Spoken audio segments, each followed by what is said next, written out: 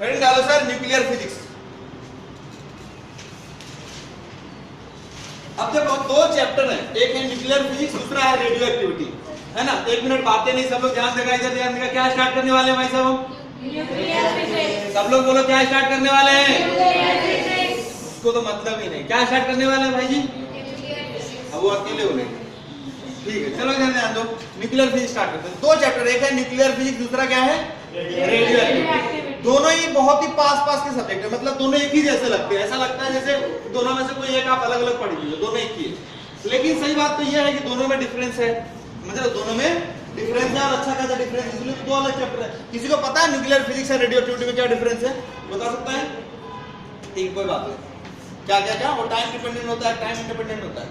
बाप रे, ऐसे देखो तो स्पेस डिपेंडेंट, स्पेस इंडिपेंडेंट, ऐसे ऐसे टर्म्स अगर आप बोलोगे तो क्या कुछ समझ में आना? न्यूक्लियर फिजन और न्यूक्लियर बीटा पार्टिकल्स में रेडियो एक्टिविटी में वो डीके होता है, मतलब उसमें अल्फा बीटा वगैरह नहीं निकलता है। भी होता है पर वो फिर क्या होता है? ठीक है, देख लेंगे। बेसिकली कुछ ज्यादा डिफरेंस है नहीं। फिलहाल अभी आप पहले पढ़ तो लीजिए न्यूक्लियर फिजिक्स है, हेड डालिए न्यूक्लियर फिजिक्स, ठीक है। अब बेसिक बेसिक बातें से स्टार्ट करते हैं, कहानी नहीं, इसमें बेसिक बेसिक बातें हैं, उससे जिससे स्टार्ट करेंगे। सबसे पहले मान लीजिए सर ये कोई आपका एटम है, इसके नीचे में यहाँ पे कुछ लिखा रहता है, क्या लिखा रहता है? Z लिखा रहता है, और यहाँ पे क्या लिखा रहता है? अच्छा, उल्टा लिखा रहता है क्या? सही लिखा क्या? सही है ना? ये Z क्या है? एटॉमिक नंबर है, ये बात है, अच्छी बात है। एटॉमिक नंबर, ये A क्या है? एटॉमिक मास, इसको मास नंबर भी बोलते हैं, राइट? हाँ ठीक है, मास नंबर, ओके ठीक है ना, मास नंबर हो गया। एटॉमिक मास या एटॉमिक नंबर ऐसे ऐसे कुछ तो लिखा रहता है।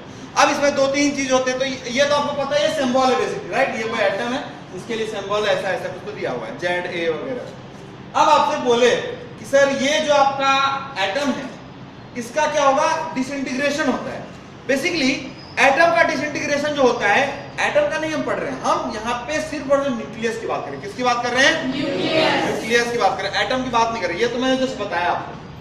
उससे पहले एक छोटी सी और आपको पता होगा शायद, आइसोटोप नाम सुना है? किसको बोलते हैं आइसोटोप?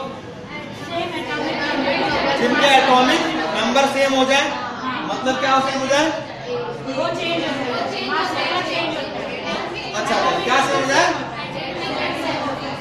एटॉमिक नंबर सेम हो जाए, राइट? तो Z सेम हो जाए, राइट? तो मतलब Z1 = Z2 हो जाए, ऐसा बोल देता हूँ, तो इसको बोलते हैं आइसोटोप, ठीक है ना। मतलब ये जो आपका X है, Z है और A है, ये चेंज होगा सर। A मतलब क्या?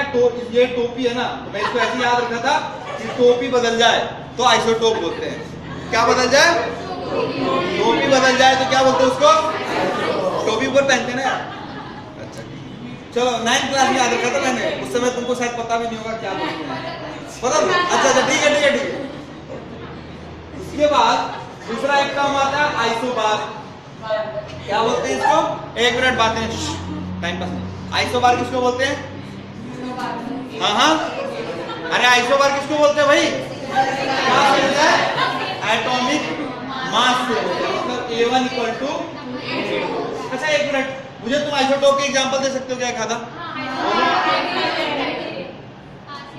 कार्बन 12 एंड कार्बन 14 बड़ा ही फेमस है।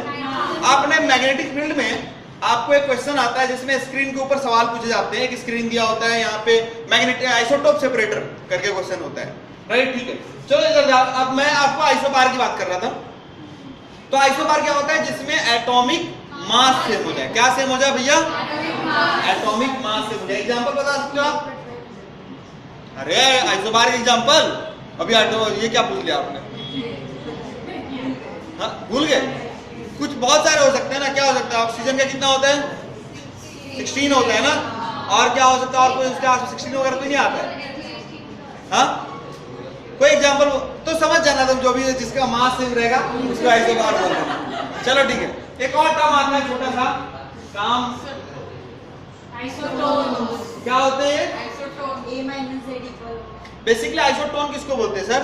इसके न्यूट्रॉन के नंबर इक्वल होते हैं। बेसिकली जिसके क्या हो? Neutron same.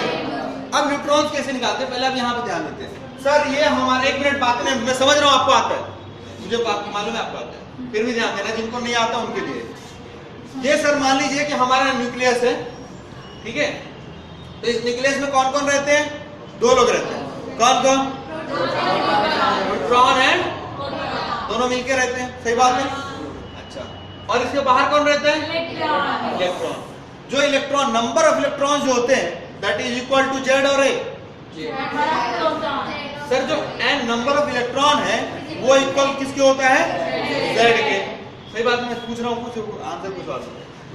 अब सुनो इधर, सुनो ना, एन इक्वल टू जेड हो गया नंबर, ये इक्वल होता है प्रोटॉन्स के लिए, राइट। ये एन इलेक्ट्रॉन को दिखा रहा हूँ। अब जो आपका न्यूट्रॉन है उसको आपने एन से दिखाया मान लो, तो जो आप न्यूट्रॉन है आपको पता है sir total mass of the nucleus जो होगा that is the mass of neutron plus mass of proton, total mass of neutron plus total mass of proton, right, सही बात है। ओके, अगर मुझे उसका नंबर निकालना है न्यूट्रॉन का तो n इक्वल टू क्या लिख सकता हूँ? मुझे पता है कि सर अब जो मास होता है टोटल मास में पहले एक मिनट बताता हूँ, a इक्वल टू जो a होता है टोटल मास वो क्या होता है? Equal to sir total mass of proton plus total mass of neutron, तो n प्लस p। इसलिए अगर n लिखना है तो a माइनस p और a माइनस z, सही बात है ना। तो आइसोटोन किसको बोलते हैं? सर जिसके a माइनस z फर्स्ट वाले एटम का should be equal to a minus z of second atom, तो इसको आइसोटोन्स बोलते हैं, ठीक है ना। तो आपको कैसे सवाल आएंगे इसमें? और पेयर दिए रहेंगे 2-3 के और पूछेंगे कि बताओ जरा इसमें से कौन आइसोटोन है, आइसोटोप है, आइसोबार है। ये सवाल क्यों पूछा जाता है? सब सॉल्व होने के लिए, ऑब्वियस सी बात है। इसमें क्या काम कर, फिर उसका फायदा क्या उनमें? सर आपका टाइम वेस्ट कराते हैं। बहुत सारे लोग इस सवाल को करने में 5 मिनट लगाते हैं। अब 5 मिनट लगा दिए तो गए आपका। तो ये सवाल सब करके आएंगे, ऐसा मत समझना कि तुमको खाली आता है, पूरे इंडिया को आता है, ठीक है। फटाफट लिख लो, ये छोटी छोटी बात है, छोटी छोटी जल्दी से लिख लो, बिना टाइम वेस्ट किए, ठीक है। न्यूक्लियर, अब देखो तुमको एक चीज तुमसे पूछता हूं मैं, अगर कहीं पे कभी कभी आपको यहाँ पे दिया रहता है कोई अगर एटम है जिसका एटॉमिक मास है ए, एटॉमिक मास कितना दिया हुआ है? ए, बातें नहीं करनी। ये जो ए है इसका क्या मीनिंग है? ये कितना ए ग्राम है क्या? मतलब a gram mass of that atom, right? No, उसका मतलब होता है ए एम, राइट। क्या होता है वो? A M. अलग बात है दोनों इसमें सेम आएगा, आगे बता रहा हूं मैं, कैलकुलेशन करके सिखा रहा हूं। एक्चुअली उसका मीनिंग होता है AMU, मतलब एटॉमिक मास यूनिट, सही बात है।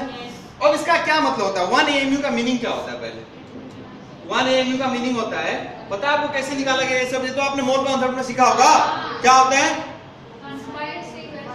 1/12 ऑफ मास ऑफ C12, समझ रहे हो? 1/12 मास, 1/12 of mass of C12 atom, सही बात है।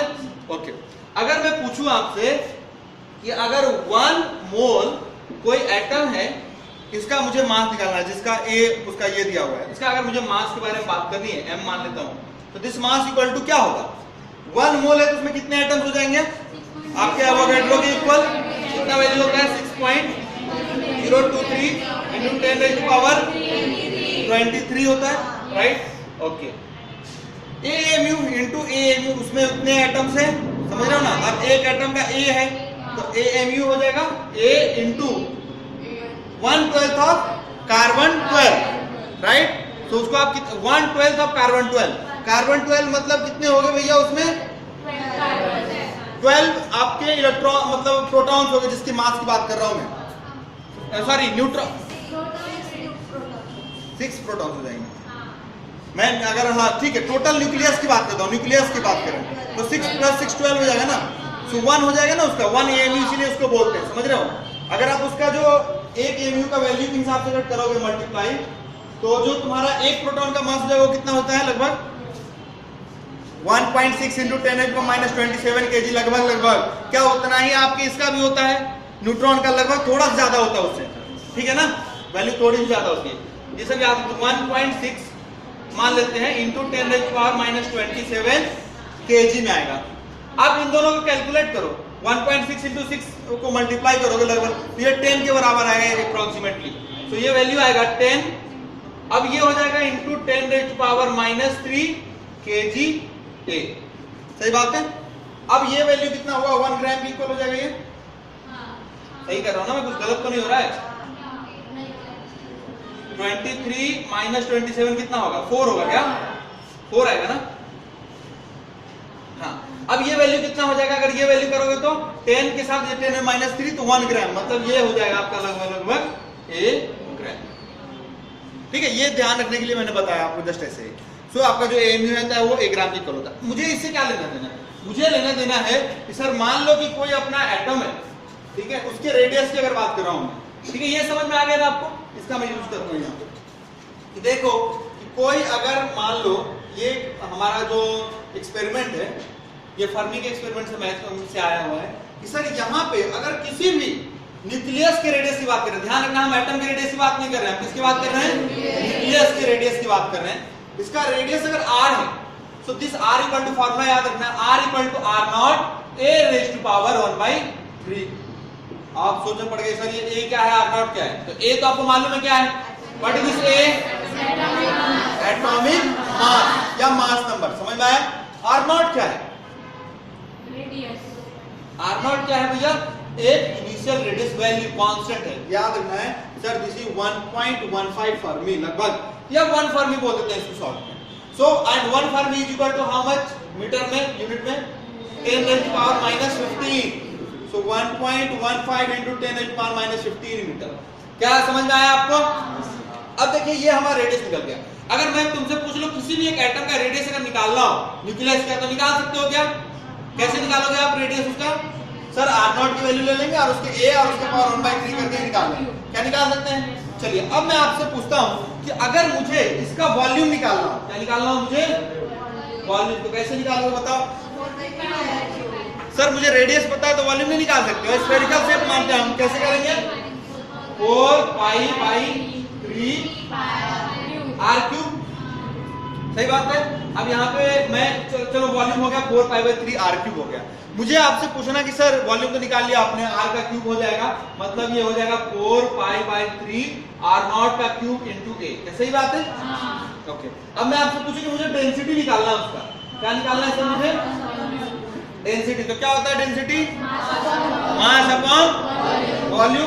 तो देखो अगर मैं मास अपॉन वॉल्यूम लेता हूं a अपॉन 4π/3 r0 का क्यूब इनटू a से कैंसिल हो जाएगा और ये देखो वैल्यू आएगा 3/4π r0 का क्यूब। कोई तो कांस्टेंट वैल्यू आएगा।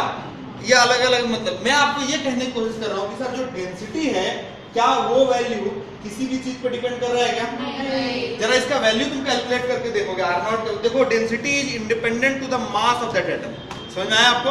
एंड इसका वैल्यू जो आता है लगभग इक्वल आता है 4.53 फर्मी के। किसके इक्वल आता है? 4.53। मैं यही आपको बताने की कोशिश कर रहा था कि जब न्यूक्लियस का जो आपका डेंसिटी आएगा वो किस न्यूक्लियस के लिए ले रहे हो उससे इंडिपेंडेंट है वो। समझ में आया? और डेंसिटी कितना आता है?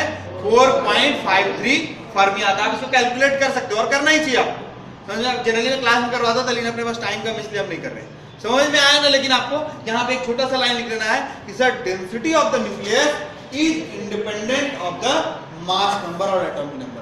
अब ये जो सवाल है, क्या सवाल क्या बनेगा इससे? तो सर बहुत पहले मतलब जे एडवांस में तुम देखोगे स्ट्रेट ऑब्जेक्टिव टाइप क्वेश्चन में वहां पे एक सवाल आया हुआ है, ठीक है, कि मतलब वो जो है वॉल्यूम किस पे डिपेंड करता है। मैं अभी जस्ट वो क्वेश्चन कराता हूं, पहले आप लोग यहाँ तो लिख लो, सब लोग लिख लो।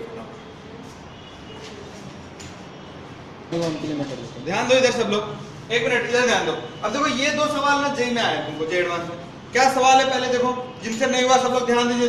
क्या बोल रहा है कि कोई यूरेनियम न्यूक्लियस है, इसका मास जो है वो वॉल्यूम के साथ कैसे वेरी करेगा, राइट? मास और वॉल्यूम में क्या रिश्ता होगा? यूरेनियम न्यूक्लियस की बात कर रहा है, सही बात है, मास और वॉल्यूम में। तो एक बात ध्यान रखना, आपको पता है डेंसिटी क्या होता है? कांस्टेंट होता है। ये वैल्यू चेंज कर देते हैं, 10⁻17 kg पर मीटर क्यूब होता है, ठीक है। नॉर्मली अगर जर्मनी वगैरह की कैलकुलेट किया था वहां से किया, बेसिकली सबके सही हो जाएगा। तो डेंसिटी क्या होता है सर? कांस्टेंट होती है। डेंसिटी क्या होती है न्यूक्लियस की? कांस्टेंट। तो पूछा मास और वॉल्यूम में क्या रिश्ता होगा? आपको पता है डेंसिटी इक्वल टू क्या होता है? Mass divided by volume. So mass equal to volume into density, और डेंसिटी कांस्टेंट है, means what? m directly proportional to v। समझ में आया? ये क्वेश्चन जो है 4 नंबर के लिए बहुत पहले आया था स्क्रीन जे में। अब नेक्स्ट क्वेश्चन करते हैं थोड़ा सा। ये सवाल एटॉमिक स्ट्रक्चर का है, मतलब ये सवाल एक्चुअली न्यूक्लियर फिजिक्स का नहीं है, किसका है? एटॉमिक स्ट्रक्चर का क्वेश्चन है, बट आसान है, थोड़ा सोचने जैसा। जरा ध्यान दो इधर सब लोग। और किसी का आंसर आया क्या? सेकंड क्वेश्चन का क्या आंसर है? First A. ओके, देखो ध्यान से कैसे निकालेंगे भैया। तो सवाल क्या पहले समझते, क्या क्वेश्चन बोल रहे हैं कि the electric potential between proton and electron is given by this equation. What is this? Sir ये इलेक्ट्रिक पोटेंशियल है एंड ये क्या है आपका आर जो है वो रेडियस है, nth रेडियस वगैरह कुछ तो भी है, आर नॉट कांस्टेंट वैल्यू है, समझ में आ रहा है। एन जो है सो प्रिंसिपल क्वांटम नंबर है, तो हमें एन के साथ उसका रिश्ता बताना है। तो जैसे ये सवाल मेरे पास आया तो मैं उसको पीछे से कनेक्ट किया। जब अपने पास एटॉमिक स्ट्रक्चर था और रेडियस निकालना है तो अपन ने क्या क्या किया था, याद करो, कुछ अप्रोच याद दिलाता हूं, सब लोग ध्यान देगा इधर जिनको नहीं समझ में आ रहा है कि सर ये आपका न्यूक्लियस है, इसके आजू बाजू कौन घूमता है? कौन घूमता है भाई? इलेक्ट्रॉन घूमता है। अब बोला कि सर इसकी रेडियस मान लीजिए आर निकालनी है आपने, क्या निकालनी है? आर। तो मैंने बोला कि सर बोर का पहले पोस्टुलेट क्या है? mvr इक्वल टू NH/2π का इक्वेशन नंबर 1 था। क्या सिमिलरली एक और इक्वेशन हमने यूज किया था क्या कि सर यहाँ पे ये घूम रहा है तो सेंट्रीपिटल फोर्स रिक्वायर्ड होगा, क्योंकि कोई घूमता है तो कोई घुमाने वाला चाहिए। तो भैया इसको कौन घुमा रहा है? सेंट्रीपिटल कौन प्रोवाइड कर रहा है? Electrostatic force. उसकी वैल्यू क्या होगी? तो k ZE² equal to mv²/r। ये दो इक्वेशन से हमने r की वैल्यू निकाल ली थी और r इक्वल टू फार्मूला आ गया था कितना? 0.529 n²/z एंगस्ट्रॉम। ये तो याद होगा आपको, क्या सही बात है ना? सेम प्रोसीजर यहाँ पे फॉलो करना है। अब यहाँ पे सर हमको प्रोसीजर तो फॉलो करना है, अच्छी बात है, लेकिन मुझे तो ये नहीं समझ में आ रहा है कि ये v का क्या यूज है। तो मैं बोला ठीक है इसके बारे में बाद में सोचते हैं, पहले इधर सोचो, क्या घूमेगा तो सेंट्रीपिटल फोर्स चाहिए? तो बोला हाँ, तो फोर्स चाहिए, तो फोर्स के लिए कुछ दिया होगा इलेक्ट्रिक पोटेंशियल से रिश्ता। सर ये पोटेंशियल है अगर दिया हुआ, अगर उसको आप डिफरेंशिएट करोगे तो क्या मिलेगा आपको? फील्ड मिल जाएगा ना, इलेक्ट्रिक फील्ड। और फील्ड और फोर्स में कोई ज्यादा डिफरेंस नहीं होता, क्या? चार्ज का डिफरेंस होता है इक्वल टू QE। प्रोपोर्शनल मतलब सेम ही रहने वाला है, चार्ज एनीवे कांस्टेंट। समझ में आया? तो मैं डायरेक्ट लिखता हूं, मुझे पता है इक्वल टू सर होता है -du/dr। माइनस साइन क्या बताता है कि सर जो आपका वर्क डन है वो पोटेंशियल के फॉर्म में स्टोर रहता है, बस और कुछ मतलब नहीं है, माइनस का कोई मीनिंग नहीं है। सो मुझे पता है f is going to be directly proportional to dv/dr। क्या मैं लिख सकता हूं ऐसा? So let us differentiate this v with respect to r। आपको पता है v नॉट कांस्टेंट बाहर रहेगा, ln का वैल्यू हो जाएगा 1/r और r नॉट एक मल्टीप्लाई में आ जाएगा। तो मतलब मैं डायरेक्ट लिख दूं this is going to come like 1/v nought upon r nought into 1/r। क्या सही बात है? This is my force. इसको आप इक्वेट किससे करोगे? mv²/r वही एक ही बात है। This equation number 1।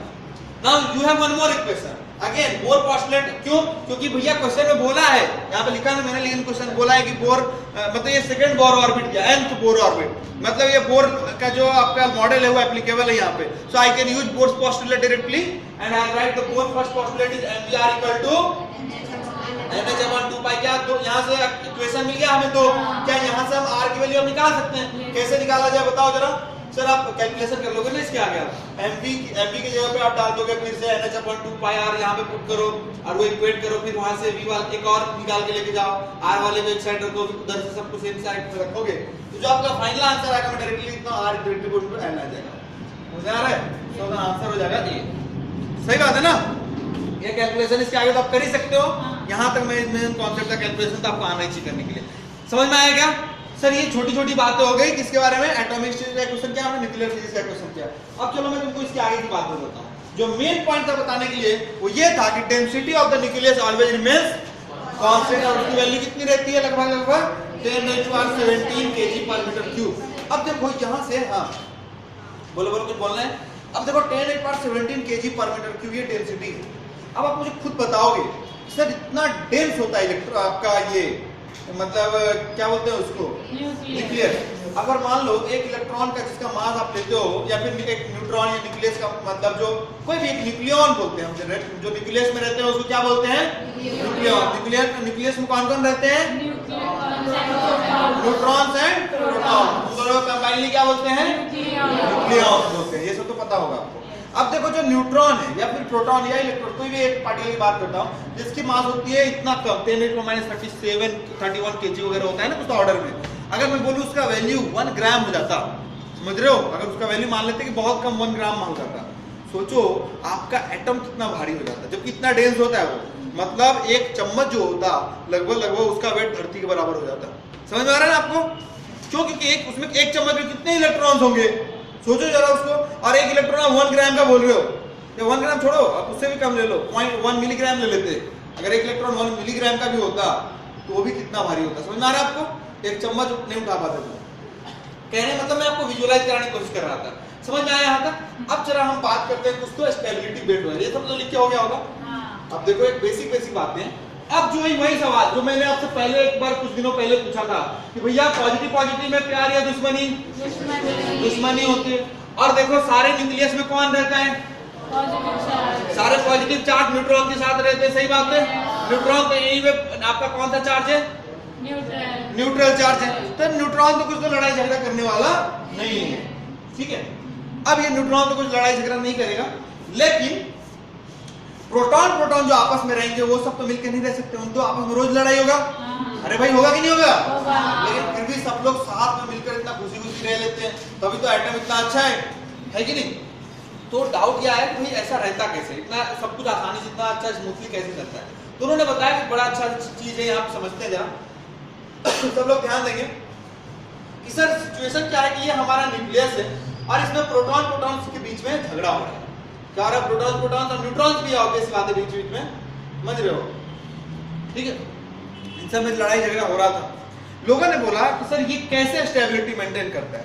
तो इसको हम समझने से पहले हमको 2-3 चीजें और फंडामेंटल समझनी है। सबसे पहले आपको शायद पता होगा कि सर फोर्स जो होते हैं वो बेसिकली 4 तरह के होते हैं, है ना? पूरे यूनिवर्स में 4 तरह की फोर्सेस होती है, लेकिन हमारे यहाँ पे मैं 3 ही बात करूंगा क्योंकि एक तो आपने पढ़ा है।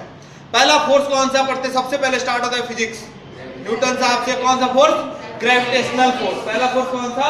ग्रेविटेशनल फोर्स, जो कि न्यूटन साहब ने आपको डिफाइन करके दिया, तो ग्रेविटेशनल फोर्स बोलते हैं। दूसरा कौन सा होता है भैया? नहीं, इलेक्ट्रोमैग्नेटिज्म फोर्स। कौन सा force? Electromagnetic force. Actually electrostatics बोल के कोई चैप्टर होता ही नहीं, सही पूछो तो। इलेक्ट्रॉन कभी रेस्ट में नहीं रह सकता है, वो तो हम एज्यूम करते हैं, हम ऐसा मान लेते हैं कि इलेक्ट्रॉन सर रेस्ट में है और उसको रेस्ट में रख के उसका सारा कैलकुलेशन करते हैं, समझ रहे? क्योंकि हमारा कॉन्सेप्ट एनहांस करने के लिए, और कुछ मीनिंग नहीं है उसका उस चैप्टर का, लेकिन बहुत इंपॉर्टेंट है। तो इलेक्ट्रोमैग्नेटिज्म के अंदर में एक चैप्टर आता है इलेक्ट्रोस्टैटिक्स आता है, जब चार्ज रुकी हुई होती है, जब चार्ज चलने लगते हैं अलग अलग तरीके से चलाते हैं उसको, फिर इलेक्ट्रोमैग्नेटिज्म 1, 2 कंडक्टर वगैरह ऐसे पढ़ते हैं, बहुत अच्छी बात है। तो ग्रेविटेशनल हो गया फोर्स पहला। दूसरा जो फोर्स होता है वो होता है इलेक्ट्रोमैग्नेटिक। तीसरा जो होता है उसको बोलते हैं वीक न्यूक्लियर फोर्स, और जो चौथा होता है उसको बोलते हैं स्ट्रॉन्ग न्यूक्लियर फोर्स। इन सारे चारों फोर्स को मिलाकर एक थ्योरी बनाते हैं, उसको बोलते हैं स्ट्रिंग थ्योरी, ठीक है? वो सब जाने दो, वो मैं आपको अभी नहीं बता रहा। अब यहाँ पे जो हमको पढ़ना है वो 3 टाइप के फोर्स, मैं आपके ही लेवल पे जाके बात कर रहा हूँ। सर एक ग्रेविटेशनल फोर्स, दूसरा आपके नाम के हिसाब से इलेक्ट्रोस्टैटिक फोर्स। कौन सा फोर्स सर? जो आपको समझ में आता है कि पॉजिटिव अगर रेस्ट में है तो, सही बात है। और यहाँ पे तीसरा जो होता है वो यहाँ पे मैं बोलूंगा सर न्यूक्लियर फोर्स। कौन सा फोर्स? Nuclear force. समझ में आ रहा है आपको? अब न्यूक्लियर फोर्स कैसे निकालते हैं, क्या होता है, इसके बारे में आपको अभी तक कभी नहीं पढ़ाएगा और आगे अभी भी नहीं पढ़ना है, इतना टेंशन लेने की जरूरत नहीं है, आगे भी नहीं पढ़ना, अभी भी नहीं पढ़ाएगा। इलेक्ट्रोस्टैटिक चैप्टर में एच.सी. वर्मा बुक में एक क्वेश्चन उन्होंने लिया है, क्वेश्चन नंबर 15, और वहां पर उन्होंने जस्ट एक ग्लिम्स दिया है। क्वेश्चन क्या पूछा उन्होंने इलेक्ट्रोस्टैटिक्स में, क्वेश्चन नंबर 15 मतलब एक्सरसाइज में, वहां पर उन्होंने क्वेश्चन दिया है कि अगर मान लो कि न्यूक्लियर फोर्स ऐसा हो, ठीक है, तो बताओ क्या होगा सिचुएशन। समझ में आ रहा है? ऐसा क्वेश्चन उन्होंने पूछा, सॉल्व करना घर पे हो जाएगा। और वो वहां पे उन्होंने लिया है F इक्वल टू, एग्जैक्टली मुझे याद नहीं, C I think K e raise to power -1/r² upon नीचे r, ऐसा कुछ तो लेते हैं। समझ में आ रहा है? कुछ तो भी ऐसा रहता है न्यूक्लियर फोर्स। मैं आपको ये कहने की कोशिश कर रहा हूँ, ये वैल्यू तो आपस में कैंसिल हो रहा होगा कि जो फोर्स होता है वो डिस्टेंस के, जितना डिस्टेंस कम उतना फोर्स ज्यादा, सही बात है? चलो ये ठीक है। मैं आपको जो एक और चीज बताना है कि अगर आपने कभी, एक क्वेश्चन है एच.सी. वर्मा में भी, ये क्वेश्चन हर जगह पे, मतलब हर जगह पूछे भी गए बहुत बार अलग से टेस्ट में, आपको इलेक्ट्रोस्टैटिक फोर्स और ग्रेविटेशन फोर्स को कंपेयर करने के लिए बुलाता है। क्या आपने कभी क्वेश्चन ऐसे किया कि ह्यूमन एटम मास है, दोनों का मास इतना है, इतने का डिस्टेंस ले लिया, तो पूछा कि बताओ कि उनके ऊपर कितना फोर्स लग रहा होगा, ग्रेविटेशन और इलेक्ट्रोस्टैटिक्स में क्या रिश्ता होगा? ऐसे किया ना, 10⁻13 वगैरह 9 वगैरह आता है, कौन ज्यादा आता है, ग्रेविटेशनल या इलेक्ट्रोस्टैटिक्स? इलेक्ट्रोस्टैटिक फोर्स बहुत ज्यादा आता है। 2 इलेक्ट्रॉन के बीच में पूछेगा कि बताओ एक इलेक्ट्रोस्टैटिक फोर्स है और एक ग्रेविटेशनल फोर्स है, बताओ दोनों का रेशियो। अरे ऐसे सवाल क्यों कि नहीं कियो? मैं तो बोलता हूँ वैल्यू याद रखो, 10⁻39 के ऑर्डर में जाता है वो, समझ रहे हो? वो ऑर्डर कौन सा जाता है? 10⁻39 का, बहुत बड़ा फोर्स होता है। ओके, बहुत अच्छी बात है। अब तो इसको हम समझने से पहले एक और बता दूं मैं, डायरेक्ट कभी कोई क्वेश्चन हमें टिक करने के लिए, सर जो हमारे पास न्यूक्लियॉन्स होते हैं, अब क्या होते हैं हमारे पास न्यूक्लियॉन्स। न्यूक्लियॉन्स मतलब कौन कौन? न्यूट्रॉन और प्रोटॉन। अब देखो न्यूट्रॉन और प्रोटॉन जो रहेंगे इनके बीच में 3 टाइप के फोर्स लगते हैं, समझ रहे हो? कैसे कैसे फोर्स रहते हैं? तो सर 3 टाइप के, कौन कौन से? तो एक होता है न्यूट्रॉन न्यूट्रॉन के बीच में, एक होता है किसके किसके बीच में? न्यूट्रॉन न्यूट्रॉन के, दूसरा कौन सा होगा? प्रोटॉन प्रोटॉन का, तीसरा कौन सा होगा? न्यूट्रॉन और प्रोटॉन के बीच में फोर्स होगा। सही बात है ना? पॉइंट क्लियर हो रहा है? न्यूट्रॉन न्यूट्रॉन के बीच में, न्यूट्रॉन प्रोटॉन के बीच में एंड प्रोटॉन प्रोटॉन के बीच में। आपको पता है न्यूट्रॉन और न्यूट्रॉन के बीच का जो फोर्स होगा वो तो मान लो कि एक तरह से चार्जलेस थोड़ी देर के लिए है ही, मतलब चार्जलेस। अब जो हमारे पास प्रोटॉन प्रोटॉन के बीच का फोर्स है वो कैसा फोर्स होगा? रिपल्सिव फोर्स होगा। एंड जो न्यूट्रॉन प्रोटॉन के बीच में फोर्स होगा वो कैसा होगा?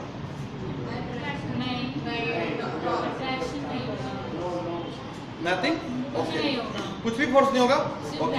Okay, before I go to that question I will ask you a simple question from electrostatics, थोड़ा सा कॉन्सेप्ट हमारा ये करने के लिए, अच्छा करने के लिए। जरा इधर ध्यान दो सब लोग। Suppose here is a conductor, okay, it's a sphere and conducting, ठीक है, and solid मान लो या hollow मान लो, जो मान लो, लेकिन conducting है sphere। इसके पास में एक रॉड लेके आता हूं मैं, and this is obviously neutral। Rod ले आओ या कोई बॉल ले आओ, कुछ भी ले आओ, लेकिन वो चार्ज है, पॉजिटिवली चार्ज है। So what will be the effect between them? हाँ, आपने इलेक्ट्रोस्टैटिक्स पढ़ा है, ये चार्जलेस है, इसके ऊपर चार्ज नहीं है बिल्कुल भी।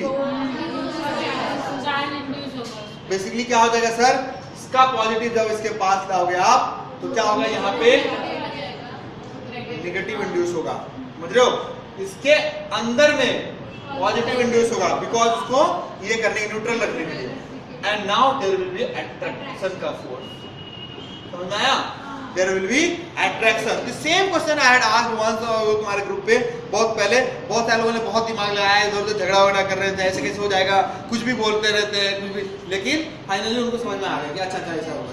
कुछ लोग बोले थे, अच्छा कुछ लोगों तो मैंने सवाल इलेक्ट्रोस्टैटिक्स में पूछा था, लेकिन देखो उनका दिमाग, उन्होंने सोच समझ के लाया, बोला कि नहीं ग्रेविटेशन का फोर्स होगा, बिकॉज रॉड का लेंथ छोटा होगा, स्फीयर बहुत बड़ा होगा, तो ग्रेविटेशन फोर्स हो जाएगा, पुलिंग हो जाएगा, ये हो जाएगा, दिस दैट। समझ में आ रहा है आपको? क्या होगा? बेसिकली अट्रैक्शन होगा। सिमिलरली जब हमारे पास जो फोर्स होता है तो दो तरह के फोर्स होते हैं, एक न्यूट्रॉन न्यूट्रॉन में होता है, एक न्यूट्रॉन प्रोटॉन में होता है, और एक प्रोटॉन प्रोटॉन में होता है। आपको पता है कि न्यूट्रॉन और न्यूट्रॉन के बीच में जो फोर्स होने वाला है वो कैसा फोर्स है? ये तो कभी सोचा ही नहीं हमने। अब दो चार्जलेस बॉडी, उनके बीच में कैसा interaction? Gravitational. Yes, only gravitational force होगा यहाँ पे, समझ रहे हो? कोई चार्ज नहीं है। तो ये ग्रेविटेशनल फोर्स हमारा ये अट्रैक्टिव होगा। कैसा होगा? न्यूट्रॉन प्रोटॉन के बीच में अट्रैक्टिव होगा, ऑब्वियस सी बात है। एंड प्रोटॉन प्रोटॉन के बीच में कैसा होगा? हाँ सर, अब हम बात करें इलेक्ट्रोस्टैटिक्स की नहीं, हम बात करें न्यूक्लियर फोर्सेस की। अब किसकी बात कर रहे हैं? ध्यान रखना, ये जो मैंने डायग्राम लिखा है ये किसकी बात कर रहा हूं मैं? Nuclear force. ध्यान रखना, किसकी बात कर रहे हैं हम? Nuclear force. अब यहाँ पे जो मैं बता रहा हूँ आपको शायद याद रखना पड़ेगा। क्या रखना पड़ेगा? उसको सिंपल याद रखना पड़ेगा कि सर न्यूट्रॉन न्यूट्रॉन के बीच में जो न्यूक्लियर फोर्स लगते हैं, न्यूट्रॉन प्रोटॉन के बीच में जो न्यूक्लियर फोर्स लगते हैं, वो लगभग इक्वल होते हैं। लगभग इक्वल मतलब लगभग इक्वल ही होते हैं, समझ में आ रहा है? लेकिन ये वैल्यू प्रोटॉन प्रोटॉन के रिपल्सन से ज्यादा हो जाता है, और जिस वजह से वो सब लोग साथ साथ रह पाते हैं। समझ में आ रहा है आपको? अल्टीमेट अट्रैक्शन वो ज्यादा है ना, वो खींच के ज्यादा रख रहा है। समझ में आ रहा है क्या भाई? भाई समझ में आ रहा है क्या सबको? हाँ या ना बोलो। फॉर एग्जाम्पल किसी फैमिली में दो भाई आपस में लड़ रहे हैं, बहुत लड़ाकू है दोनों, समझ रहे हो ना? एकदम से सुबह उठे तो उनका उठते हैं, उठने के बाद बाजू वाला छोटा भाई सो रहा है तो बड़ा उठा और वही झापड़ लगाया, अभी सोया हुआ है, ठीक है? वो बेचारा समझ ही रहे हो, अगर वो नींद में है और उसको झापड़ लगाया तो उसका फीलिंग क्या होगा? वो ऐसे ऐसे करके उठा और वो भी लगाया एक झापड़, समझ आया? सो ऐसे स्टार्ट होता है उनका दिन, मतलब पूरे 3 बार में 10-15 बार ये कार्यक्रम होता है। सो अगर इस तरह का सीन है, ठीक है, फिर भी दोनों एक ही घर में रह रहे साथ साथ, कैसे पॉसिबल है? जो उनको मॉनिटर करना, मॉम डैड है उनके, वो बहुत ही स्ट्रिक्ट है, समझ में आ रहा है? वो मतलब जैसे ही लड़े दोनों को फिर से एक झापड़ दिया, फिर से दोनों जाकर बैठ गए, समझ में आया? और अल्टीमेटली समझ में आ रहा है पॉइंट? मतलब जो उनका ऊपर वाला फोर्स है वो उनको खींच कर, न्यूट्रॉन जो है, प्रोटॉन झगड़ा के अनुलम में जा रहा, प्रोटॉन उसको इधर से एक हाथ से खींचा और उसको एक हाथ से खींचा, समझ में आ रहा है ना? ऐसे दोनों को पकड़ के रखा है। क्लियर हो रहा है पॉइंट? ओके, समझ में आया? सो ये सब चीजें तो आपको और अच्छे समझ में आता होगा, स्पेशली गर्ल्स लोग को, सास बहू, ये तो पता रहता है, ज्यादा अच्छे से पता रहता है। सो न्यूट्रॉन न्यूट्रॉन न्यूट्रॉन प्रोटॉन है बाय द वे, और ये प्रोटॉन। अब लेकिन सवाल ये है यार, ये तो अच्छी बात है कि आपने बोला कि सर ये वैल्यू ज्यादा हो जाती है, लेकिन ऐसा क्या हो जाता है इसमें, ज्यादा क्यों हो जाता है वैल्यू, ये क्यों नहीं ज्यादा होता है? तो उन्होंने बोला इसके पीछे भी कॉन्सेप्ट है, इसके पीछे भी क्या है, लॉजिक है। क्या लॉजिक है भैया? तो इसको समझाने के लिए फिर से एक बहुत बड़े साइंटिस्ट का जन्म हो गया, और वो आपको पता ही है, वो जो आइंस्टाइन है, जो हमेशा चीज निकाल के देखा होगा बहुत सारा फोटो, नहीं देखा तुमने? और वो आगे वैसा वाला नहीं। चलो पॉइंट ये है कहने का कि सर वो जो फोर्स, अब मैं इससे पहले एक और चीज बता दूं, देखो ना सोने का नाटक करते वो ऐसा समझ रहे हैं, हम समझ गए तो सो गए, उसको एक झापड़ सोए हुए आपको झापड़ देगा। अभी तक ध्यान दो इधर, मैं बोल रहा हूँ electrostatic, gravitational and nuclear force के बारे में, ठीक है? इलेक्ट्रोस्टैटिक, ग्रेविटेशनल और न्यूक्लियर फोर्स के बारे में हम बात करेंगे, कौन किसमें क्या रिश्ता होता है। तो हमेशा ध्यान रखो, जो आपका न्यूक्लियर फोर्स होगा that will be greater force, समझ रहे हो, वो ज्यादा होगा, एंड इलेक्ट्रोस्टैटिक उससे ज्यादा होगा, और उससे छोटा इलेक्ट्रो ग्रेविटेशनल होगा। मैंने ऐसे बना दिया, समझ जाओगे ना तुम? सबसे ज्यादा कौन? न्यूक्लियर, उसके बाद इलेक्ट्रोस्टैटिक, और उससे भी मतलब gravitational force is the weakest force. समझ में आया? वो क्या होगा? सबसे कम फोर्स होगा। अब यहाँ पे समझो जरा एक चीज और, ये कॉन्सेप्ट समझने में आते आ रहा है ना आपको समझ में? अब देखो वो कह रहे हैं कि किसी भी न्यूक्लियॉन्स में, इसमें मैं न्यूक्लियॉन्स की बात कर रहा हूं, ये अपना न्यूक्लियॉन है, मान लो न्यूक्लियस है, और न्यूक्लियस में कौन कौन लोग हैं भैया? न्यूट्रॉन और प्रोटॉन रह रहे हैं आपस में साथ में मिलकर। अब इन्होंने बोला कि मुझे न्यूक्लियस का मास निकालो। क्या निकालो? मुझे न्यूक्लियस का मास। ये मैं आपको बता रहा हूं, ये कॉज, न्यूक्लियर फोर्स का कॉज क्या होता है। न्यूक्लियर आपको अभी तक क्या क्या समझ में आया? देखो भाई तुमको ना, खड़े हो जाओ थोड़ा, खड़े हो जाओ, पहला बोले खड़े हो जाओ ना, नहीं खड़ा हो, ठीक रहेगा। अभी देखो समझ गया मैंने उसको बोला। इधर ध्यान दो कि सर जो न्यूक्लियर फोर्स होता है उसका वजह क्या होता है? इलेक्ट्रोस्टैटिक फोर्स का वजह क्या होता है सर? दो चार्ज के बीच में जो आपका रिपल्सन और अट्रैक्शन का फोर्स होता है, समझे? प्यार दुश्मनी, अच्छी बात है। ग्रेविटेशन का वजह क्या होता है? ग्रेविटेशन का वजह मास होता है ना। जो लोग नहीं बोलेंगे उनको बाहर भेज दूंगा। ग्रेविटेशन का वजह क्या होता है? मास होता है। न्यूक्लियर फोर्स का वजह क्या होता है? न्यूक्लियर मतलब क्या? मतलब ये थोड़ी कोई बात। हाँ, लेकिन न्यूक्लियॉन्स के बीच में न्यूक्लियर फोर्स क्यों लगते हैं? वही तो सवाल है। चार्ज पार्टिकल्स है ना, तो इलेक्ट्रोस्टैटिक फोर्स हो गया, तो भी इलेक्ट्रोस्टैटिक्स का कॉन्सेप्ट हो गया वहां पे। हाँ, चार्ज, जादू। अच्छा जादू हो रहा है। हाँ, तो भाई वो जादू वगैरह क्या 90s में ठीक लगता है ना बच्चों को बोलने के लिए। अब हम बड़े हो गए ना, कि अभी बच्चे हो तुम? अच्छा ठीक है। तो अब देखो, अभी कुछ लोगों को लग रहा है कि सच में बड़े हो गए, लेकिन समझिए, ध्यान दीजिए, ये न्यूक्लियर फोर्स का वजह क्या होता है। तो इसको समझाने के लिए एक आइंस्टाइन जो अपने साइंटिस्ट थे उनका जन्म हो गया, और उन्होंने क्या बताया कि सर क्या होता है, जरा ध्यान से सुनना। ये कॉन्सेप्ट आपने बहुत बार पढ़ा है, लेकिन आप बार बार भूल जाते हो, मुझे पता है। बहुत सारे लोगों को अभी कुछ नहीं बताएंगे, लेकिन फिर भी आप यहाँ पे आज समझो, कभी नहीं भूलोगे, ध्यान रखोगे। तो क्या बोल रहा हूं मैं? न्यूक्लियर फोर्स की बात कर रहा हूं। इन्होंने बोला कि एक बात बताओ मुझे, अगर कोई एटम है, थोड़ा 2 मिनट सुन लो इधर, फिर बात करते रहना। ये एटम है, इसके ऊपर एक्स एजेंट ऐसे लिखते हो आप, सही बात है। अगर मैं बोलूं कि इसका न्यूक्लियस का मास कितना होगा, किसकी बात? ये एक इसका मास है, एटम का मास है, सही बात है। मुझे न्यूक्लियस की मास बात करनी, न्यूक्लियस के मास की बात करनी है। तो न्यूक्लियस का मास कैसे निकालोगे आप?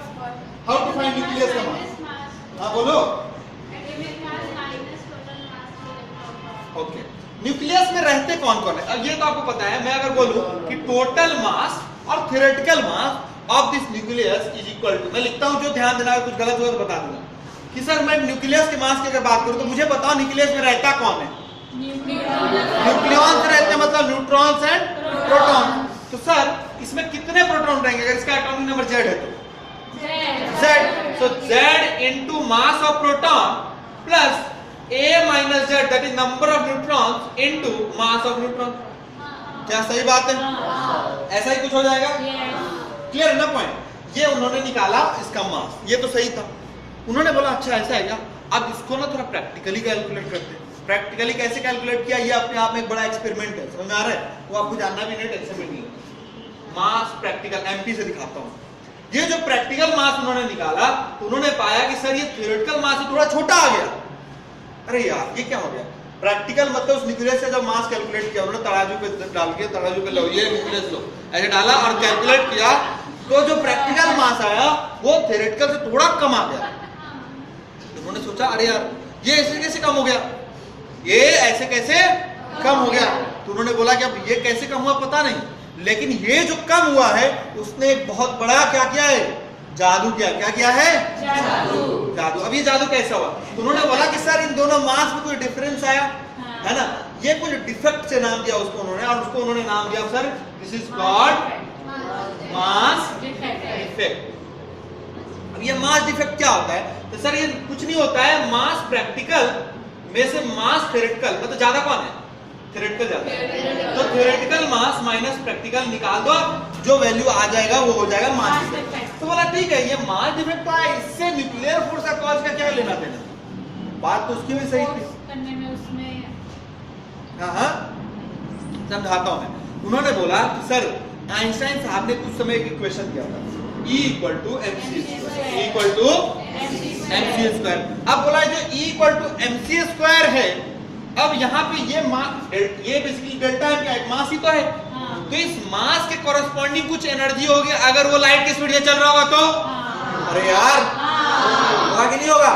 तो उन्होंने बोला कि सर इसका डेल्टा m c स्क्वायर बोल सकते हैं क्या, बोला यार ये c की वैल्यू होती है 3 × 10⁸, उसका स्क्वायर 16, मतलब कितना ज्यादा एनर्जी आ जाएगा, इस एनर्जी के कॉरेस्पॉन्डिंग कुछ तो फोर्स भी आएगा, मतलब ये वो कॉज है जो इसको बांध के पूरे न्यूक्लियस को रखने के लिए क्या है रिस्पॉन्सिबल है, जो कि न्यूक्लियर फोर्स प्रोवाइड करता है। समझ में आया आपको, न्यूक्लियर फोर्स कहां से आता है भैया, मास डिफेक्ट की वजह से आता है। ये मास डिफेक्ट क्या होता है सर, तो थ्योरेटिकल और प्रैक्टिकल वैल्यू में मतलब प्रैक्टिकली थोड़ा कम आया, इसका मतलब होना इतना चाहिए था, मतलब कुछ यहाँ पे यूटिलाइज हो गया न्यूक्लियर फोर्स को उसके कॉरेस्पॉन्डिंग एनर्जी देना। समझ में आया ये कॉन्सेप्ट, ओके बहुत अच्छा। अब यहाँ पे एक टर्म आता है जिसको बोलते हैं स्टेबिलिटी बेल्ट। मैं यहीं पे समझा बनाता हूँ, सुनो पहले एक मिनट ध्यान से, और यहाँ पे आपको समझ में आ जाएगा difference between radio activity and nuclear physics. सब लोग ध्यान देगा इसको अलग से, यहीं पे बना दो चलेगा ना, ओके कोई बात, अब दिखेगा, अब दिख रहा है ना, ओके ठीक है कर लेना। ये क्या है एन क्या है सर, तो ये न्यूक्लियॉन्स है, टोटल न्यूक्लियॉन्स है। सुनो एक मिनट लिखने के लिए टाइम दूंगा मैं, sir this is number of nucleons, आप पूरा लिखना है नंबर ऑफ, मैं लिख देता हूं नंबर ऑफ न्यूक्लियॉन, और ये जेड क्या है number of protons, you can say otherwise electron use है, और एटॉमिक नंबर। अब बोला उन्होंने कि सर आइडियल केस में जितने न्यूक्लियॉन है उतने ही प्रोटॉन्स होने चाहिए आइडियल केस में।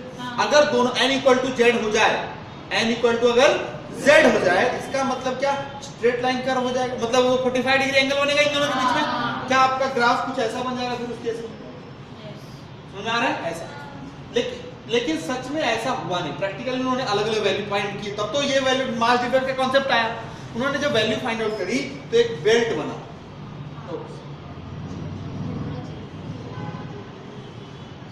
समझ में आ रहा है। अब ये जो बेल्ट बना तो उन्होंने अब ना थ्योरम बुक देखोगे तो उसमें एक बड़ा से पेज पे बहुत एक पेज पूरा ग्राफ ही दिया है वॉल्यूम 2 में। इसमें ना उन्होंने अलग अलग अब एन और जेड के हिसाब से, जैसे मान लो मैं बात करूं आयरन की, ठीक है, मैं किसकी बात कर रहा हूं आयरन का कितना होता है 26 होता है, और उसका एटॉमिक मास कितना होता है 52 ही होता है, 52 या 54 होता है व्हाटएवर। अगर उसका वैल्यू निकालोगे तो वो जेड के हिसाब से इसमें कहीं तो आएगा और एन के हिसाब से कहीं तो आएगा, उस बेल्ट में आगे पीछे कहीं भी आएगा, मैं वो बात नहीं कर रहा। अब उन्होंने क्या किया सर, इस बेल्ट के अंदर बहुत सारे न्यूक्लियस है, आएंगे कि नहीं आएंगे, इसके बाहर भी आएंगे, इसके इधर भी आएंगे, हर जगह पे आएंगे न्यूक्लियस, कोई ना कोई नहीं। अब भी देख ध्यान रखना, हम न्यूक्लियस की बात कर रहे हैं, हम एटम की बात, हम किसकी बात कर रहे हैं, ऐसा नहीं है इसका मतलब कि ये न्यूक्लियस आपको पूछेगा कि बताओ क्या ये न्यूक्लियस स्टेबल है, तो आप सोचना अच्छा केमिस्ट्री में पढ़ा था ये एटम स्टेबल है कि नहीं, कौन ज्यादा अच्छा है स्टेबिलिटी, ये वाला है, वो उसके हिसाब से टिक कर दिया, यहाँ पे गलत हो जाएगा, समझ रहे हो। न्यूक्लियस की बात कर रहे हैं हम, एटम की नहीं बात कर रहे हैं। एटम स्टेबिलिटी का अलग हिस्सा है, न्यूक्लियस की बात कर रहे हैं उसका अलग कॉन्सेप्ट है। तो भैया जो भी इस बेल्ट के अंदर में आते हैं इसको बोलते हैं स्टेबिलिटी कर्व या स्टेबिलिटी बेल्ट बोलते हैं। क्या बोलते हैं भैया, स्टेबिलिटी बेल्ट बोलते हैं इसको, मान लीजिए स्टेबिलिटी बेल्ट या स्टेबिलिटी रीजन भी बोलते हैं। तो इस स्टेबिलिटी बेल्ट में जो जो न्यूक्लियस आते हैं वो स्टेबल न्यूक्लियस है। वो कैसे न्यूक्लियस है सर, स्टेबल न्यूक्लियस है। मतलब वो डिसइंटीग्रेट नहीं करते। वो क्या नहीं करते हैं? डिसइंटीग्रेशन मतलब क्या होता है? अपने आप को कम करना, समझना, डीके करना। जैसे आदमी धीरे धीरे बूढ़ा हो जाता है मतलब उसका बॉडी डीके हो जाता करता है कि नहीं?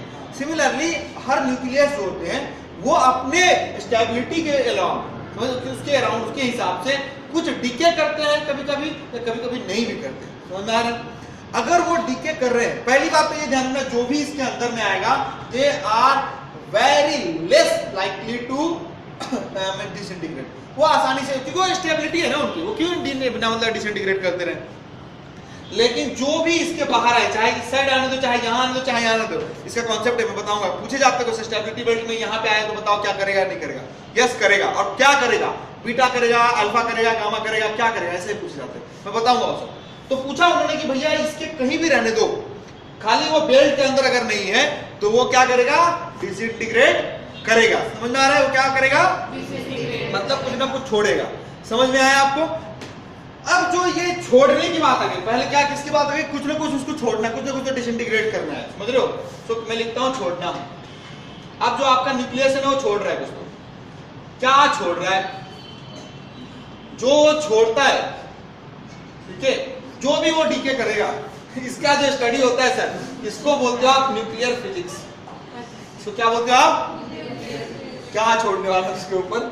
और भैया कि जो छोड़ेगा वो कितना स्पीड होगा उसका, समझ में आ रहा है? छोड़ने के बाद जो तुम्हारा न्यूक्लियस है उसके ऊपर क्या असर पड़ने वाला है, जागते रहो भैया, समझ रहे हो? उसके ऊपर क्या असर पड़ने वाला है, ये सब जो भी आएगा वो कहां पढ़ोगे आप? उस चैप्टर क्या बोलते हैं? Radio activity. समझ में आया आपको? क्या डिफरेंस होता है न्यूक्लियर फिजिक्स और रेडियो एक्टिविटी में? तो आप बोर्ड पे जो भी लिखा है, इतना सारा भाषण मैंने बोला है, वो सब अपने अपने लैंग्वेज में सब लोग एकदम सीक्वेंस में प्रॉपर्ली लिख लो, लगे कि नोट से आंसर दो सर, ठीक है? फटाफट अच्छे से लिखना, कोई बात नहीं। चलो ठीक है। मास डिफेक्ट समझ में आया आप सबको? ओके, मास डिफेक्ट समझ में आया। मतलब मास डिफेक्ट क्या है? बेसिकली डिफेक्ट इन मास, मतलब थ्योरेटिकल वैल्यू उन्होंने जो निकाला था, जितना होना चाहिए था आपने इतना सोचा, उससे प्रैक्टिकली थोड़ी वैल्यू कम आ गई, तो उन्होंने बोला कि सर ये जो हो गया मास डिफेक्ट हो गया। एक मिनट जरा ध्यान दोगे, एक बात बताओ मुझे, अगर आप ये n equal to Z line है, राइट, तो इधर क्या होगा? n ग्रेटर होगा या छोटा होगा? छोटा।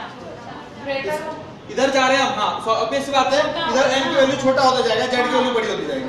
यहाँ पे क्या हो जाएगा? n is less than z, मतलब जो नंबर ऑफ न्यूक्लियॉन्स है, n क्या है? नंबर ऑफ न्यूक्लियॉन्स है, वो एटॉमिक नंबर छोटा होता जाएगा। बेसिकली तुम देख लेना इसे, जो भी बातें। ओके, चलो हेडिंग डालो। अब छोटा सा एक और चीज पढ़ना है कि सर ये जो एनर्जी की बात कर रहे हैं, वहां पे एक टर्म आता है जिसको बोलते हैं बाइंडिंग एनर्जी। क्या बोलते हैं उसको सर?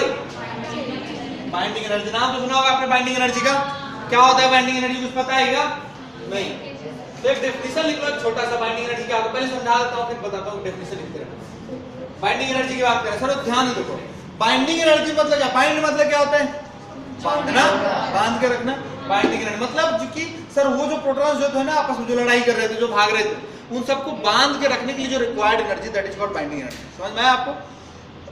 या इसको दूसरे लैंग्वेज में सही तरीके से क्या बोलते हैं कि सर जब न्यूक्लियस फॉर्म होता है, जब न्यूक्लियस फॉर्मेशन होता है न्यूक्लियस का, उस समय जो एनर्जी इमिट होती है, जो एनर्जी रिलीज होती है, उसको बोलते हैं बाइंडिंग एनर्जी। तो एक डेफिनेशन लिख लो छोटा सा, लिखो डेफिनेशन ऑफ बाइंडिंग एनर्जी, लिख लो एक लाइन।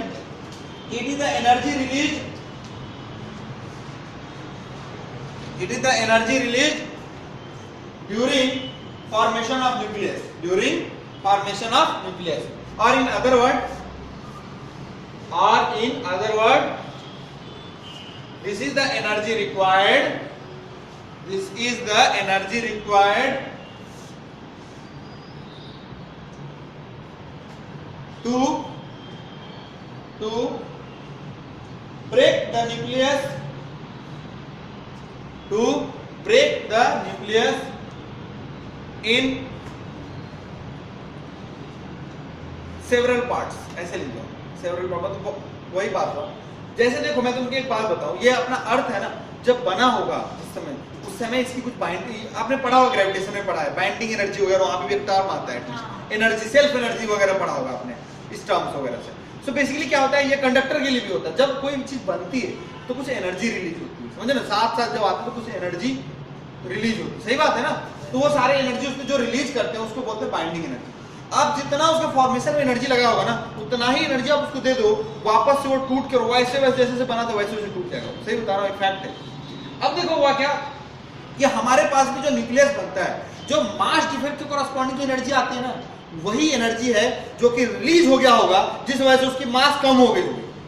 समझ में आया? क्या था mass defect? What was mass defect? कि सर जो थ्योरेटिकल न्यूक्लियम का मास आया था वो प्रैक्टिकली थोड़ा उससे थ्योरेटिकल ज्यादा था, प्रैक्टिकली थोड़ा कम आया था। इसका मतलब कि जब इतना आना चाहिए था, जब वो आपस में आए होंगे तो उन्होंने क्या किया होगा, आपस में जब आए तो कुछ एनर्जी उन्होंने डोनेट कर, कुछ एनर्जी उन्होंने रिलीज कर, डोनेट नहीं बोलना चाहिए, रिलीज कर दिया।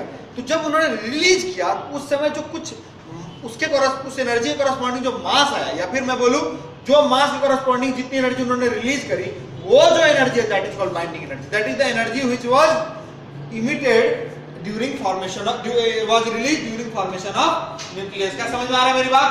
What is binding energy? Can you repeat? Yes, बोलो। जो energy means this is the energy release during, पिटाई करूंगा मैं, this is the energy release during. सही बात है, इतना समझ में आया आपको? बहुत अच्छा। तो अगर मैं इसकी वैल्यू निकालने जाऊं, सर इसको डेल्टा ई से दिखा तो क्या ये डेल्टा mc स्क्वायर है आपका, है ना? एनर्जी mc स्क्वायर रिलेशनशिप, जो एनर्जी मास रिलेशनशिप आइंस्टाइन का वहां से। अगर मैं डेल्टा m की वैल्यू रहने देता हूं थोड़ी देर के लिए, अगर मैं डेल्टा m को ऐसे रहने दो, c की वैल्यू ले लेता हूं मैं कितना, आपको पता है ये 3 × 10⁻⁸ का स्क्वायर मीटर स्क्वायर पर सेकंड स्क्वायर। सही बात है। इसको ना फाइनल जो कैलकुलेशन के बाद आता है वैल्यू, वो याद रखना है सर। इसका वैल्यू आता है 931.5 डेल्टा m। ध्यान रखना मेगा इलेक्ट्रॉन वोल्ट, ये जो डेल्टा m है वो AMU में लेना है, ये kg में नहीं लेना है। ये kg में लोगे तो ऐसा यूनिट आ जाएगा। ये जो वैल्यू है 931.5 डेल्टा m, जो भी वैल्यू रहेगा मेगा इलेक्ट्रॉन वोल्ट। ध्यान रखना डेल्टा m किसमें लेना है सर? बहुत इंपॉर्टेंट फार्मूला, ये बाइंडिंग एनर्जी का फार्मूला याद रहेगा क्या आपको? क्या रहता है फार्मूला, बताओ जरा? 931.5 delta m mega electron volt. अब मेरे पास एक सवाल है, डायरेक्ट वैल्यू में ले रहा हूं एज इट इज, क्योंकि आप आंसर अपना मैच करेंगे। देखो क्या सवाल है, यहाँ पे करना नहीं, घर पे करना है। क्वेश्चन जो दिया हुआ है मैं बता दे रहा हूं आपको। बोल रहा है कि mass of hydrogen nucleus, obvious सी बात, मास ऑफ हाइड्रोजन न्यूक्लियस लिख लेना चाहे तुम पूरा, नहीं तो बाद में तुम्हें लगेगा मास ऑफ हाइड्रोजन दिया हुआ है।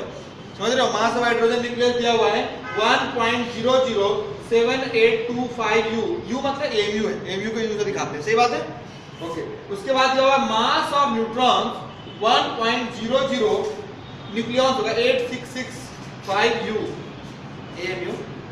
मास ऑफ हीलियम न्यूक्लियस मतलब 2H+ हीलियम न्यूक्लियस है, this is given 4.00260 AMU। Then he is asking find out the binding energy of alpha particle। ठीक है, क्वेश्चन क्या पूछा उन्होंने कि बाइंडिंग एनर्जी ऑफ किसका निकालिए, अल्फा पार्टिकल का निकालिए। देखिए सर इस सवाल को कैसे सॉल्व करेंगे, आपको पता कैसे सॉल्व करेंगे? पहले आपको थोड़ा रिएक्शन देखना पड़ेगा। यस, जो न्यूक्लियस का मास है या न्यूट्रॉन का मास होगा वो, बेसिकली न्यूट्रॉन का मास। ठीक है, अब चलो इधर ध्यान दो एक मिनट, कैसे सवाल करोगे। बेसिकली आपका हीलियम क्या है, वही तो अल्फा पार्टिकल होता है, हीलियम है ना बेसिकली। सो बोल रहा है हमसे कि सर अगर पहले तो आप क्या करो, इसका थ्योरेटिकल मास निकालो। अल्फा पार्टिकल, जब अल्फा पार्टिकल देखो उसके इसमें रिलीज हो गया होगा, तो अगर मुझे इस क्वेश्चन का आंसर करना है फॉर एग्जांपल, तो सबसे पहले मैं करूंगा कि सर जो आपके पास हीलियम न्यूक्लियस है इसका ये मास दिया हुआ है, अल्फा पार्टिकल का एक तरह से मास दिया हुआ है, राइट? ओके। अब मैं बोलूं कि सर अल्फा पार्टिकल जब बनता है तो बेसिकली कैसे बनता है? हाँ, अरे तो हाइड्रोजन न्यूक्लियस मिलते होंगे तभी तो हीलियम बनता है ना। ओके, तो हाइड्रोजन मिलते हैं। अब बताओ मुझे, हाइड्रोजन जो होता है आपका H11 होता है, उसमें एक और हाइड्रोजन मिल जाएगा तो क्या बन जाएगा? ये बेसिकली हीलियम बन जाएगा। क्या 2 आ जाएगा यहाँ पे 2 आएगा? यार यहाँ पे 2 कम रहा है, टोटल 4 होना चाहिए, मतलब क्या यहाँ पे 2 न्यूट्रॉन ऐड होंगे। Sir this is a theoretical value, right? Alpha particle का टोटल मास, अगर मैं बोलूं सर अगर मुझे m थ्योरेटिकल निकालना है, क्या निकालना है मुझे? m theoretical. तो m थ्योरेटिकल कैसे निकालूंगा मैं कि सर हाइड्रोजन का जो मास दिया हुआ है ना उसको 2 बार ले लो आप। सो मैं लिखूंगा 2 × mH plus twice of neutron का मास mn। क्या यहां से आपका ये वैल्यू निकल जाएगा? हाँ। अब ये आपका पहले से एक तो दिया हुआ प्रैक्टिकल वैल्यू, तो वहां से आप डेल्टा एम निकाल लोगे। डेल्टा एम कैसे निकलेगा सर कि mt माइनस mhe, और वहां से इसको आप निकाल 931.5 मेगा इलेक्ट्रॉन वोल्ट आंसर आ जाएगा आपका। That is not delta M, this is your binding energy. इसका वैल्यू कुछ तो आता है 27 पॉइंट समथिंग आता है, घर पे करते रहना कैलकुलेशन। 28.298 आता है, 28.298 मेगा इलेक्ट्रॉन वोल्ट। घर पे करना है कैलकुलेशन, यहाँ पे नहीं। ठीक है, लिखना चाहते हो तो लिख लो। अब मैं यहाँ पे एक क्वेश्चन देता हूँ आप लोगों को, और सब लोग मुझे कोशिश करेंगे सही आंसर देने का। क्वेश्चन बोल रहा है, ये लिखिए हो गया, ये सब लिख रहे हो? फटाफट लिखो, फटाफट जल्दी से लिखो। इधर ध्यान देगा सब लोग, सवाल करते हैं। और ये आपको ना आसान लगे सवाल देख के। अब मैं जानना चाहूंगा फट से आंसर दे सकते कितने लोग देखते हैं इस बार, तो फट से आंसर देने वाले लोग तैयार हो जाए। ओ फट से answer. Example number next question है कि एक न्यूक्लियस है, मान लेते हैं x मान लेते हैं उसको, और ये जो x न्यूक्लियस है जिसका z एटॉमिक नंबर a और a की वैल्यू मान लेते हैं 10 दिया हुआ है एटॉमिक नंबर। इसकी बाइंडिंग एनर्जी नहीं, हाँ चलो बाइंडिंग एनर्जी, इसकी बाइंडिंग एनर्जी मान लेते हैं सर क्या दिया हुआ है 1 दिया हुआ है, E1 दिया हुआ है, या फिर चलो 10 मान लो, 10 इलेक्ट्रॉन वोल्ट मान लेते हैं आसान करने के लिए। दूसरा एक न्यूक्लियस है जिसका y z और a की वैल्यू मान लेता हूं कितना है सर, तो 8 है, 6 मान लो चलो, हाँ चलो 6 है, और उसका जो बाइंडिंग एनर्जी है वो दिया हुआ है सर 8 इलेक्ट्रॉन वोल्ट। हमसे पूछ रहा है कि इन दोनों में कौन ज्यादा स्टेबल है, इन दोनों में कौन न्यूक्लियस ज्यादा स्टेबल है, कौन ज्यादा स्टेबल होगा, बाइंडिंग एनर्जी से कुछ लेना देना होगा कि नहीं होगा? फर्स्ट वाला। हाँ फर्स्ट वाला, ओके। जिसमें ज्यादा एनर्जी रिलीज किया वो ज्यादा क्या होगा भैया जी, कौन ज्यादा स्टेबल होगा? बाइंडिंग एनर्जी इसकी 10 है, इसकी 8 है। कुछ लोग हैं वो उनको ये समझ में आ रहा है कि फर्स्ट होगा आंसर, लेकिन वो डर रहे हैं, वो क्या सोच रहे हैं यार इधर भी इन्होंने कुछ दिया है, होगा कुछ रिश्ता उसका, है ना, इसलिए मतलब वो बोलने से डर रहे हैं ना। सही बात है ना, बहुत सारे लोग ऐसा कुछ सोच रहे हो, लेकिन फिर बताओ तो उसको आंसर बोलो जो तुम्हारे मन में है। क्या होगा आंसर? हाँ मैं तो सर जिंदाबाद फर्स्ट। सही बात है ना, क्या होगा? अरे बोलो, अभी तो एकदम से बोल ही दिया फर्स्ट। सर ध्यान रखना जरा, जो स्टेबिलिटी होती है, मुझे पता है ये क्वेश्चन में लगभग लोग गलती कर देते हैं, वो बाइंडिंग एनर्जी पे डिपेंड खाली नहीं करता है। आई डू नॉट से कि बाइंडिंग एनर्जी डिपेंड ही नहीं करता है, बाइंडिंग एनर्जी पे डिपेंड करता है, but only on binding energy depend नहीं करता है। अगर आप ऐसा सोचोगे कि sir x is more stable then y, x जो है सो वो ज्यादा स्टेबल है, तो ऐसा लिखोगे, कितना नंबर मिलेगा? -1। सुनने नहीं, कितना मिलेगा? -1। तो भाई किस पे डिपेंड करता है? आपका स्टेबिलिटी। तो ध्यान रखना सर, स्टेबिलिटी का जो फैक्टर होता है, जो इंपॉर्टेंट स्टेबिलिटी के लिए, वो होता है सर बाइंडिंग एनर्जी पर न्यूक्लियॉन। किस पे डिपेंड करता है? बाइंडिंग एनर्जी पर न्यूक्लियॉन। तो अगर मैं x की बात करता हूं तो जरा बताओ इसके लिए बाइंडिंग एनर्जी पर न्यूक्लियॉन क्या आ जाएगा? 10 डिवाइडेड बाय न्यूक्लियॉन, मतलब क्या? वही न्यूट्रॉन प्लस प्रोटॉन, z ही हो गया, a ही हो गया ना डायरेक्ट। तो 10, तो क्या आ जाएगी इसकी वैल्यू 1। y निकालोगे तो क्या आएगा? 1 पॉइंट समथिंग, 8/6 है ना, 1.3। सो ये कितना आ जाएगा? 4/3, 1.6 आएगा क्या? हां 1.67 लगभग जो भी आना होगा, 1 से तो बड़ा आ रहा है मेरा कहने मतलब, वो है 1.3 आ रहा है क्या? ठीक है, 1 से ज्यादा है मतलब। बस सुनो, इंपॉर्टेंट ये है सर कि बाइंडिंग एनर्जी पर न्यूक्लियस किसका ज्यादा है? y का। So this is y nucleus is more stable. समझ में आया? किससे? Then x nucleus. क्या समझ में आएगा? ये बात याद रहेगा, पॉइंट यही याद रखना है सर कि बाइंडिंग एनर्जी पर न्यूक्लियॉन। तो यहां से एक लाइन लिख लो कि stability depends on binding energy per nucleons. If binding energy per nucleons increases, stability increases। ये लाइन लिखो, यहाँ पे लिखो बाइंडिंग स्टेबिलिटी लिखो, एक लाइन नोट बोल के लिखो, stability do not only depend on binding energy, do not only depend on binding energy, it depends upon binding energy per nucleon, ठीक है, binding energy per nucleon, binding energy per nucleon increases, stability increases. समझ में आया? लिख लिए note. चलो अब जरा इधर ध्यान दो सब लोग कि सर एक ग्राफ है, ये बड़ा फेमस ग्राफ है ना, किसके किसके बीच में ग्राफ है? Sir binding energy per nucleon और आपका जो न्यूक्लियन मतलब एटॉमिक मास है उसका, DE पर न्यूक्लियन, ये याद रखना है ग्राफ खाली, क्योंकि कल मैं ये एक बार ट्रिपल में एक बार सवाल आया था इसके ऊपर, कल परसों में बता दूंगा, रेडियो एक्टिविटी पढ़ाने के बाद थोड़ा अच्छे से समझ में आएगा कि sir binding energy per nucleon जो है किस पे, स्टेबिलिटी किस पे डिपेंड करता है? बाइंडिंग एनर्जी पे या बाइंडिंग एनर्जी पर न्यूक्लियन पे? ऑप्शन ऐसे रहेंगे बने हुए, क्वेश्चन पूछेंगे stability of nuclear depends upon option binding energy per nucleon, this that so much. समझ में आ रहा है? तो क्या होगा answer? Binding energy per nucleon, ठीक है, अच्छी बात है। अब ये ग्राफ क्या है? बाइंडिंग एनर्जी पर न्यूक्लियन जो है, यहाँ पे ग्राफ बनाते हैं। देखो सर ये ग्राफ कुछ ऐसा बनता है, आपने ग्राफ देखा होगा है ना, बड़ा फेमस ग्राफ ऐसा रहता है। सर ये जो होती है ना, ये वैल्यू आपको मैंने एक और लाइन लिखा है कि binding energy per nucleon if it increases then stability of the nucleus also increases. समझ में आ रहा है? तो जो आपका जो मैक्सिमम वैल्यू आता है बाइंडिंग एनर्जी पर न्यूक्लियन का, वो कितना आता है? 8.86 mega electron volt per nucleon, ये लगभग आता है। And this is of iron 26। समझ में आ रहा है? आयरन 26, इसलिए जो आयरन है वो मोस्ट स्टेबल न्यूक्लियस है। क्या है भैया ये? Most stable nucleus iron.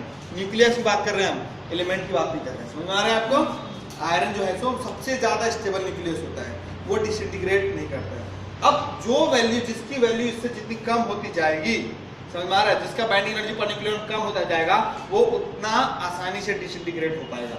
Uranium या फिर जितने भी आपके इस तरह के हैं जो लेड वगैरह है जो कि डिसइंटीग्रेट होते हैं, यूरेनियम 235 238 वगैरह होता है ना, बिकॉज उनका बाइंडिंग एनर्जी पर न्यूक्लियन जो होता है कम होता जाता है। समझ में आ रहा है आप लोगों को ये बात? ये याद रहेगा, ठीक है। सो यहाँ तक पूरा लिख लीजिए सर, और इसके बाद हम स्टार्ट करेंगे अल्फा डी के फिगर सब।